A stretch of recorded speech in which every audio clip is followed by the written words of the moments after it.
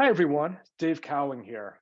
You're watching the Expert Series hosted by NovusNorth, where we explore all things product, experience, and financial services with leaders on the front lines.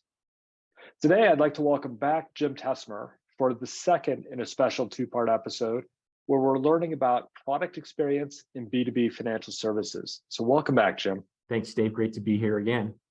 It's a new year. How are you shifting gears in the current environment? Have you adopted any new ways of working or delivering? Yeah, for sure. And maybe the first one is, hey, we're back in the office, as you can see where I'm located today, and excited to be here for sure. But definitely this year is going to be a unique one for us. And over the last few years, we delivered a completely redesigned client experience that we branded as Infuse. So all of our investor services products, all geographies, all clients. And in that, our objective was to use digital and client experience as a way to add value to our existing products and services, not yet to sort of create new ones, but really focused on product resiliency. And so how do we visually reinforce the Brown Brothers value proposition for our existing products through the digital user experience? And last time we talked a lot about some of those themes that we use to do that, and we've had a great amount of success with that. But it's really changed the way that we engage with clients and prospects. Plays really nicely into our objectives for that decision maker persona that we talked about as well. So, that's where we've been. And while we continue to refine that user experience in terms of breadth and depth across our products, we're also thinking about, well, what's the next big thing for our digital client experience? And for that perspective, we're sort of starting to look beyond our core products. And so this year, we're really starting to focus at and look at digital as a product, and ways at which that we could start to create new products, not just enhance and add digital value to the existing ones. And all of our products sort of converge at a point that I always think of, or I describe as sort of the point of digital, our single comprehensive digital client experience on Infuse. And that intersection, it gives us a point at which we can start to look horizontally across all those products and conceive of a different, maybe more client-centric rather than product-centric value proposition. In the digital experience, that point of digital also gives us the opportunity where we can connect to complementary sources of value add, which we're exploring with our connectors product suite. And that's a set of fintech products that dovetail nicely alongside BBH's products. And so we're, again, envisioning sort of opportunities for very distinct digital revenue that leverages our firm's product, technology, and UX competency. So going to be a pretty exciting year for us to start to explore that. That's terrific. Many organizations focus on, launch of features is the end, as opposed to, it sounds like you're really thinking of that as the starting point. And, this idea of going beyond the core to digital as a product is really where, at least I think you start gaining all the leverage and having built that platform and being differentiated and servicing your customers. I can't wait to see what you guys do this year. Excited about it. While technology is critical to the delivery of your services, the specialized market expertise that you provide is a huge differentiator. It's not just the digital platform, it's the service as well. How do you balance or align these two elements to deliver your customer experience? Yeah, and that's certainly a key part of the Brown Brothers value proposition to our clients. And so we try to sort of figure out how do we embed that into a digital experience. And I think there's a couple ways that we've really been able to do that. And one for me is that, first, we're really fortunate that we've got product owners and client servicing teams that while they're servicing day-to-day needs, they're also product visionaries. And they are always sort of looking ahead for new nuances to their product or servicing, or new products that they can create on top of what's already existing. And we've had some great opportunities to collaborate on product ideation and leverage our UX design capabilities to bring those ideas to life.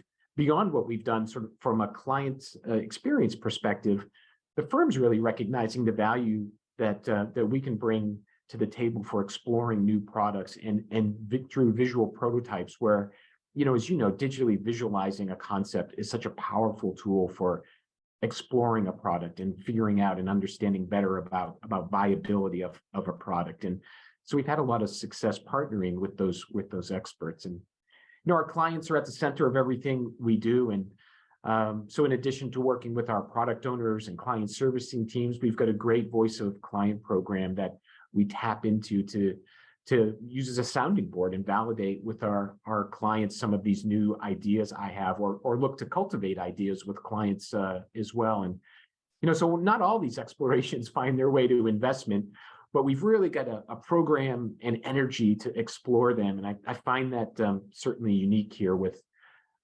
Brown Brothers. And a couple of quick examples there. We just recently envisioned a new digital experience for smart contracts, really looking ahead into our clients' future experience with digital assets. As that investment class is becoming more popular on the institutional side, those institutions are looking for service providers who can handle that type of investment and asset class, and a lot of momentum there. So we're getting ahead of that one.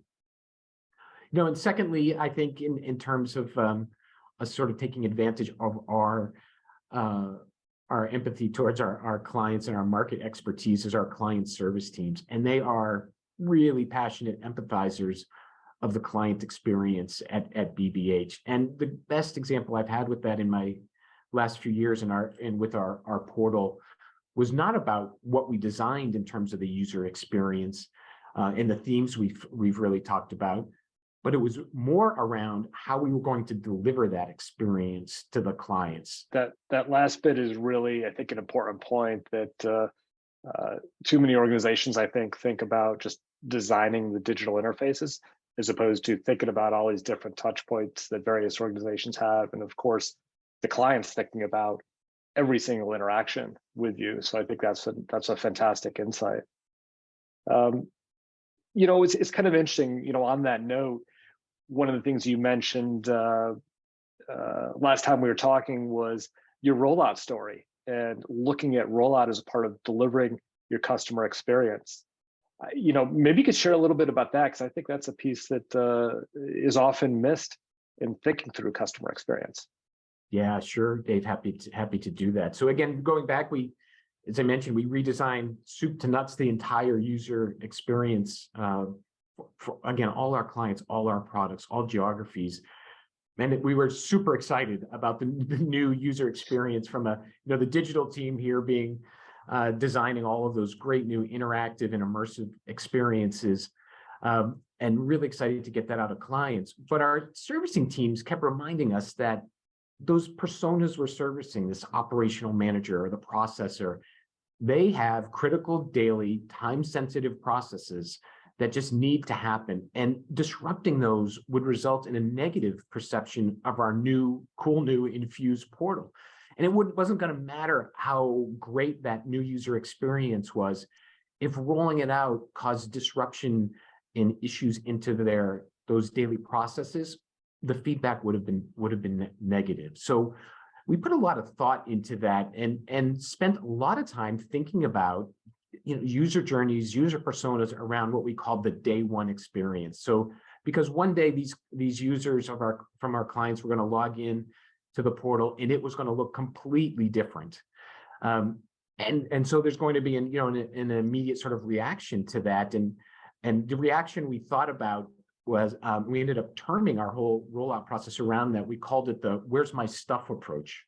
And our goal was to ensure that no client would log in to the portal, see the new experience and go, "Where's my stuff? I can't get my job done." And we wanted them to be able to get into the portal, ensure that seamlessly they were able to get through the daily processing that they needed to do, get to all the data, all the insights, all the reports that they need, just as smoothly as they did the day before in an experience that they had used maybe for a decade. And so the rollout process and some of the UI that we initially deployed was focused just on that. And it was focused on making sure, again, sort of a seamless, no issue, no delay experience on day one, and not so much designed on showcasing the newest, latest user experiences and interactive capabilities that we had. We were really successful with that, and clients really appreciated and noted that the introduction of Infuse, it felt seamless to them, and it delivered new valuable experience to them, again, tied to those themes.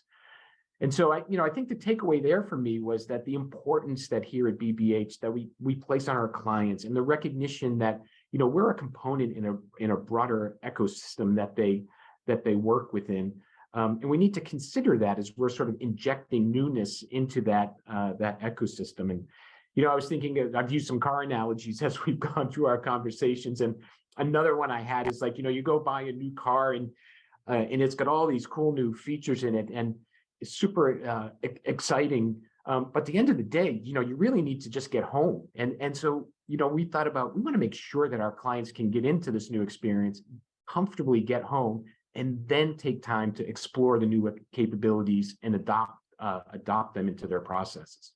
Yeah, that's fascinating. And I really appreciate the larger view you've taken of customer experience, kind of another sort of analogous thing that it reminds me of is Steve Jobs, rather than Notorious, focus on the unpackaging or unboxing experience as a part of the overall iPhone, or even I think all of the Apple products suite.